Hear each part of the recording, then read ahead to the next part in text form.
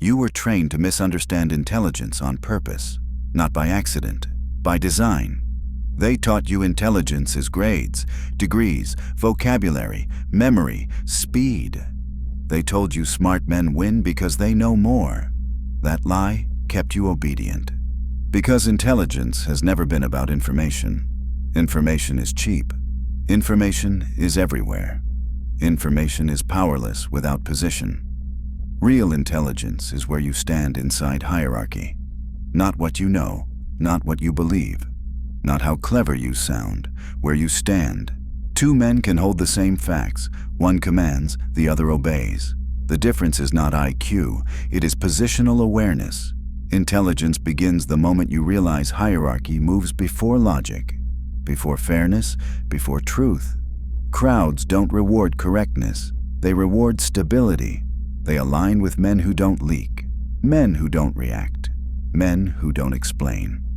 The highest intelligence is not solving problems. It is not being placed into one. You've seen this but misread it. The loud analyst gets ignored. The quiet man gets followed. The educated man argues. The positioned man watches. The first mistakes thinking for power. The second understands gravity. This is the fracture. You believed intelligence was something you had. In reality, intelligence is something the room assigns. If the room pressures you, you are not intelligent there. If the room waits on you, you are. This is why mockers exist. Not because they're strong, because they're testing. A joke is not humor, it's a probe. A challenge is not curiosity, it's a territory test. They're scanning for leakage, reaction speed, tone change, defensive language. Every reaction is payment. If you react fast, you're impulsive. If you explain, you're subordinate. If you justify, you're exposed. Low intelligence isn't stupidity, it's predictability. Predictable men are easy to place, easy to move, easy to extract from. This is why intelligent men aren't impressive. They're unsettling. They don't perform clarity. They withhold it. They don't rush to prove awareness. They let others expose themselves first. That silence creates observer danger. When you don't react, insecure performers panic. They escalate. They repeat. They recruit witnesses. That panic is data. Intelligence is not dominance displays. It's timing control. It's knowing when to speak, when to pause, when to let others burn energy. The man who speaks last doesn't speak because he's slow. He speaks because the board is already set. You were trained to overestimate yourself because that keeps you static. Men who think they're smart stop climbing. Men who see hierarchy keep moving. This chapter doesn't flatter you. It strips you. If intelligence was what you thought it was, you wouldn't be reacting to rooms. You wouldn't be explaining yourself. You wouldn't be performing awareness. The moment you understand this, identity cracks. Because intelligence is not self-declared. It is silently granted by position, and position is about to get ruthless. Most men never choose. They execute scripts, not written by them. Installed early, reinforced daily. This is the sleeper. He believes his thoughts are his own. They aren't. They were handed to him by crowds, feeds, tribes. He repeats them confidently. That confidence fools him first. The sleeper doesn't lack intelligence. He lacks friction. Nothing in his mind resists. Ideas enter. Reactions exit. He confuses stimulation with thinking, opinion with awareness, noise with identity. This is automation disguised as freedom. Then comes the mimic. The mimic wakes up just enough to see the game, but not enough to exit it. He realizes power exists. Hierarchy exists. Manipulation exists. So he copies. He borrows language, borrowed posture, borrowed certainty. He speaks in frameworks, quotes thinkers, wears confidence like a costume. The mimic feels superior to the sleeper, and that feeling traps him. Because imitation is still obedience. He doesn't act from position, he performs awareness. This is where humiliation installs itself quietly. Not through insult, through recognition. You've seen the mimic. He knows the words, but watches the room for approval. He challenges selectively. Only where applause is likely. He mocks the sleeper publicly. To signal distance, that mockery is camouflage. Mockery isn't dominance. It's low-risk attack, a test disguised as humor. If the target reacts, the mimic profits. Reaction equals payment. Silence collapses the transaction. The mimic fears silence, because silence has no mirrors. Without feedback, his identity flickers. Unstable, unanchored. This is why mimics talk. They explain, they clarify, they correct. Each explanation leaks rank. The sleeper leaks unconsciously. The mimic leaks deliberately. Both are readable. Readable men are safe to target. Hierarchy prefers predictable prey. The sleeper is predictable because he's unaware. The mimic is predictable because he's performing awareness. Both fail the same test. They cannot tolerate the void. Silence exposes automation. Silence exposes imitation. That's why they fill space, why they rush opinions, why they defend beliefs aggressively. Belief defense is insecurity confession. You don't defend what you own. You defend what owns you. This chapter isn't here to shame you. It's here to fracture identity. Because once you see automation, you can't unsee it. And once you see imitation, performance becomes unbearable. The sleeper sleeps. The mimic pretends to wake. Neither commands. The next level doesn't speak louder. It moves differently, and it's about to get dangerous. The calculator thinks he escaped. He didn't. He upgraded the cage. This man prides himself on logic, strategy, cold thinking. He stops reacting blindly, starts calculating moves, angles, outcomes. He feels dangerous. That feeling is the trap, because calculation without leverage is still obedience. The calculator understands the game, but not the terrain. He optimizes inside systems he does not control. He plans within rules he didn't write. He negotiates in rooms he doesn't own. This is not power. This is efficient servitude. He trades emotion for analysis, but still seeks approval, just delayed. He waits for confirmation before moving. He watches reactions before committing. He adapts instead of imposing. Adaptation feels intelligent, but it signals lower rank. Predators don't adapt to prey. Prey adapts to predators. This is primal biology. The calculator avoids mistakes, avoids exposure, avoids conflict. He calls it discipline. It's fear with better vocabulary. He believes being correct will protect him. Truth will save him. Competence will elevate him. That belief collapses hierarchies quietly. Hierarchy does not reward accuracy. It rewards position. You can be right and still irrelevant. Correct and still excluded. Brilliant and still disposable. The calculator misses this because he worships logic. But logic does not command rooms.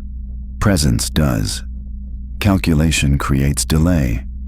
Delay creates permission-seeking. Permission-seeking collapses leverage. He waits to strike at perfect timing. Perfect timing never comes. Meanwhile, operators move. Not smarter, not louder. Earlier. The calculator keeps score internally. He believes patience equals power. Sometimes it does. But without leverage, patience becomes paralysis. This is where frame inversion hits. You think you're advancing because you're thinking, but thinking without pressure is stalling. Crowds don't align with thinkers. They align with deciders. Decision without certainty signals surplus. Surplus terrifies insecure systems. The calculator avoids decision until certainty appears. Certainty never appears. So he watches others pass him. Less intelligent, less informed, yet positioned. That contradiction fractures ego. This is where resentment grows. The calculator begins to mock action. Call it reckless, call it stupid. Mockery is low-risk attack, high-reward asymmetry. If the actor fails, the calculator feels superior. If the actor succeeds, the calculator rationalizes luck. Either way, he doesn't move.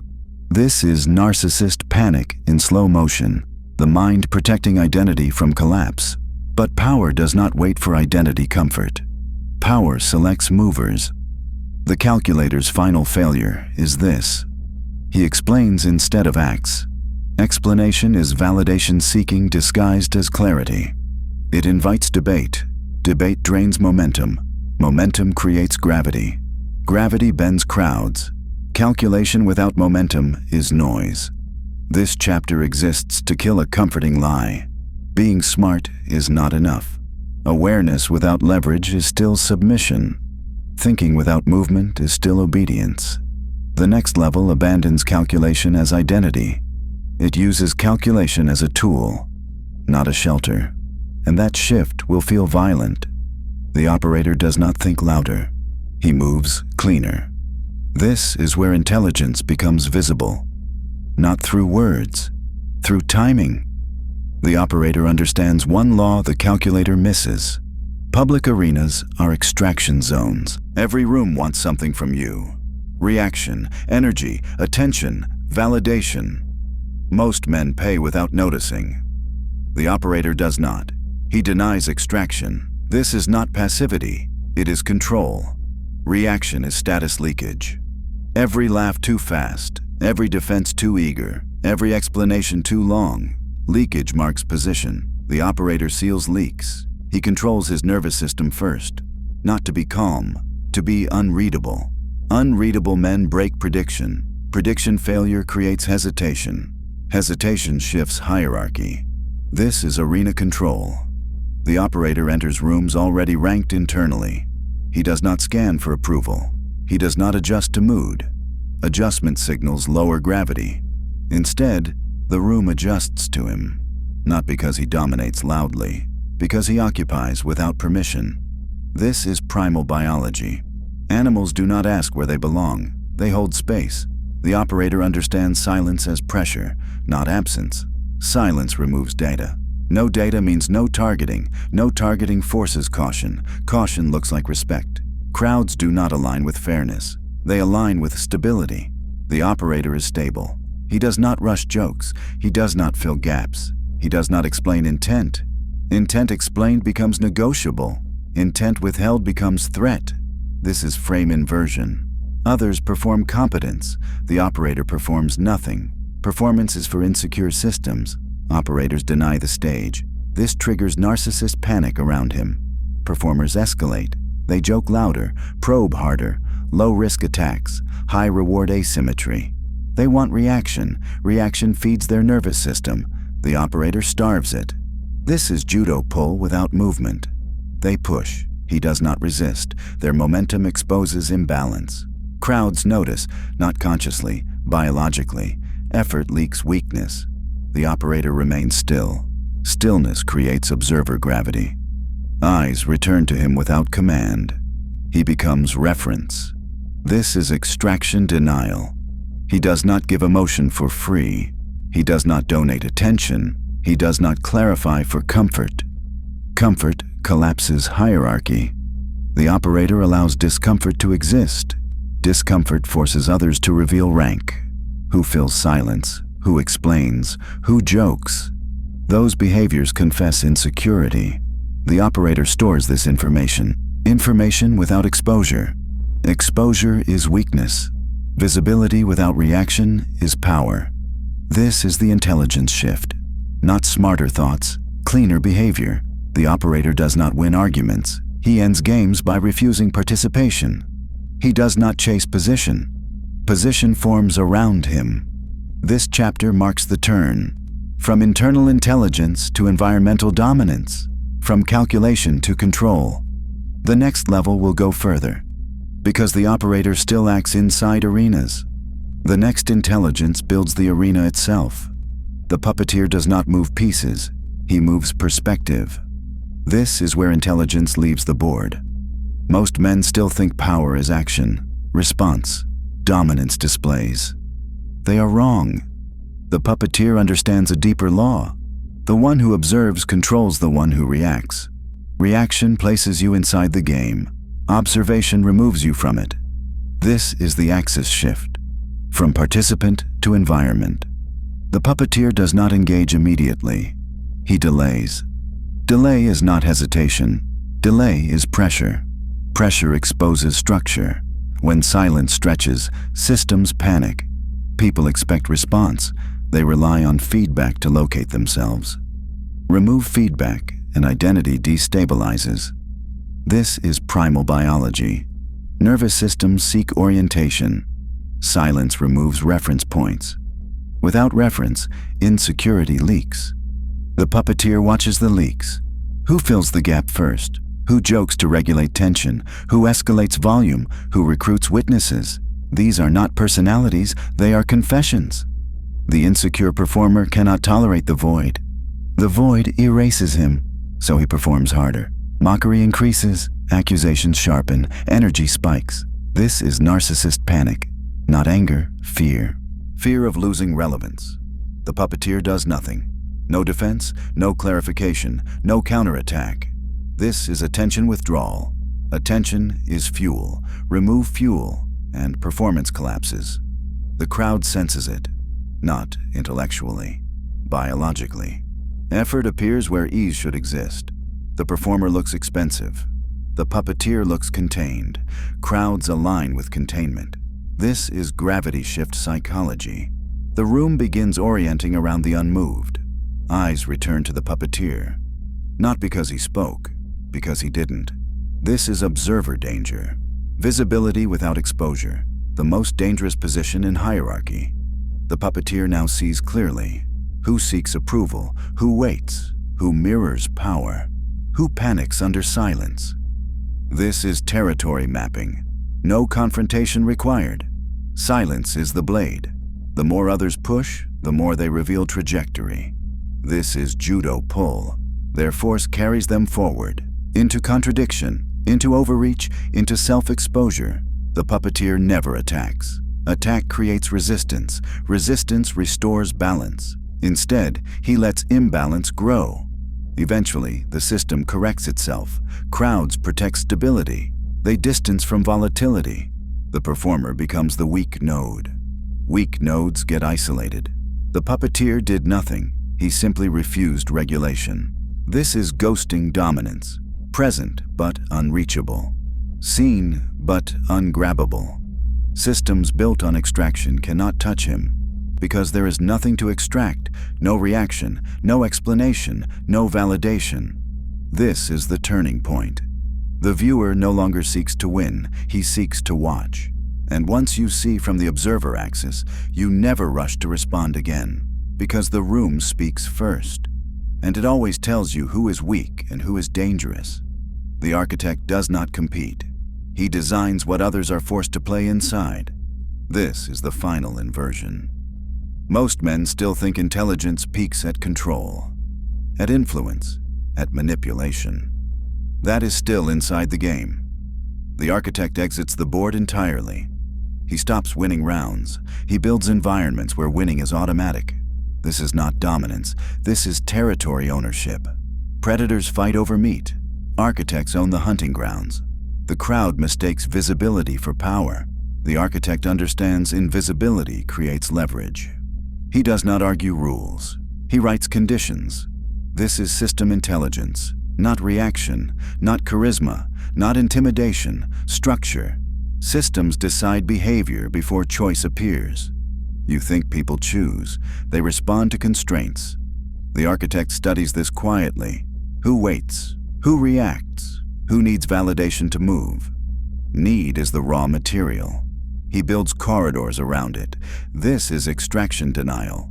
Instead of taking from people, he removes alternatives. No pressure, no force, just design. The room behaves differently because options disappear. This is why the architect rarely speaks publicly. Speech creates friction. Friction invites resistance. Structure creates inevitability. People comply without knowing why. This is primal biology. Organisms adapt to environment faster than ideology. You can argue a man. You cannot argue gravity. The architect becomes gravity. Crowds orbit without instruction. This is observer axis mastery taken permanent. No tests, no probes, no mockery. Attackers disappear because there is no surface to attack. No jokes land, no accusations stick. There is nothing personal to target. This is prediction armor at scale. Patterns vanish. When patterns vanish, targeting fails. When targeting fails, fear appears. Fear without confrontation is the highest form of power. The insecure performer cannot survive here. He needs mirrors, he needs applause, he needs reaction economy. The architect starves him completely. No audience, no stage, just silence and structure. This is the casino. Players don't know they're gambling, they think they're choosing. Every corridor leads where the architect benefits, not through manipulation, through design. This is why true power feels boring. No drama, no escalation, only quiet compounding advantage. The architect never defends identity. Identity is irrelevant when position is locked. He does not explain philosophy. Explanation invites audit. He lets results define reality. This avoids the double bind trap. No promises to violate, no values to weaponize, only outcomes. Others attempt to challenge him. They fail before contact, because the game was decided upstream. This is hierarchy fear realized, not fear of the man, fear of the system around him. The final shift happens here. You stop asking how to win. You ask where to place walls. You stop reacting to people. You shape what reactions are possible. This is the end of performance, the end of manipulation, the end of visible dominance. You are no longer a player, you are the environment. And environments do not argue, they are obeyed. The void is not a level you reach, it is what remains when ambition collapses. Most men climb to be seen. The void removes the need to be seen. This is sovereignty. No hunger, no performance, no explanation. Reaction dies here. At the void level, intelligence becomes absence. No emotional output, no narrative leakage. You are no longer reacting to hierarchy. Hierarchy reacts to you. This is not dominance. It is refusal. Refusal to engage. Refusal to justify. Refusal to be extracted. Extraction fails without reaction. Silence is no longer a tactic. It is your default state. The insecure performer panics here. He throws louder jokes, sharper accusations, public probes. Nothing lands. No reaction means no data. No data means no targeting. This is prediction armor perfected. The void removes surface area. There is nothing to attack, nothing to praise, nothing to shame. Validation dies here. Praise and insult become identical noise. This kills the reaction economy completely. No payment, no profit. The narcissist collapses. Without mirrors, his identity dissolves. This is narcissist panic at its peak. He escalates, he recruits witnesses, he begs the room to confirm reality. The room hesitates. Crowds bond with stability, not fairness. You are stable because you are empty. Empty of need, empty of urgency, empty of aspiration. Aspiration leaks desire. Desire invites control. The void desires nothing. This is primal biology. Predators hunt movement. They ignore still water. The void is still water. Hierarchy senses danger without threat. No aggression, no confrontation, just absence. Absence forces recalibration. People adjust tone, they adjust posture, they adjust distance. Not because you demand it, because uncertainty frightens systems. Systems need feedback. The void gives none. This is observer danger. You see everything, reveal nothing. Attention withdrawal becomes permanent. Others talk more, explain more, leak more. They confess insecurity without being asked. You do not collect information. Information collects itself around you. This is ghosting dominance. Present, unavailable, seen, untouchable. The void does not build empires. It makes empires irrelevant. It does not seek control. It makes control unnecessary. This is the final inversion. Identity collapses fully. There is no who you are to defend. No story to maintain, no code to explain. The double bind trap disappears. Nothing to violate, nothing to audit. Only position. And position is silent. Men mistake this for coldness. It is clarity. Coldness reacts. Clarity does not. The void does not compete, does not persuade, does not prove. It simply remains, and everything else moves around it. This is the end of the ladder, not ascension, erasure. You are no longer a player, no longer an architect. You are the space between moves, and the space decides everything.